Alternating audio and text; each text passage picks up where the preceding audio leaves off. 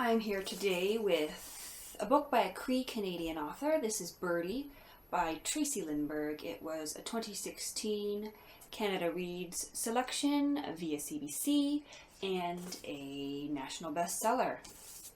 So this is kind of a heartbreaking, emotional novel. It really got to me at some points. It's about a woman by the name of Bernice. She had kind of a hard upbringing. She dealt with sexual abuse, the fragmentation of her family. Her mother left. She lived with her aunt.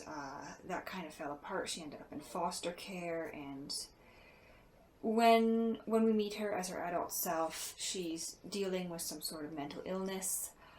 She retires to her bed and doesn't get up, doesn't move. And her aunt and her cousin, Skinny Frida, come to her where she's living above a bakery with a woman named Lola.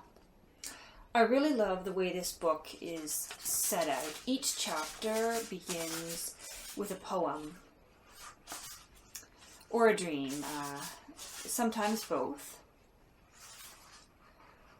One of the poems, near the end, I didn't really get the poems until I got to the end, and I realized the author was referencing 4 birds, and I realized there's 4 women in this novel. The birds represent the women in the poems. A lot of it has to do with personal healing, through culture, through food, I suppose, through family. She's very connected to nature, to a tree, to her culture. But she has difficulty getting through that, getting back to it. She wants to disappear. She wants to be invisible.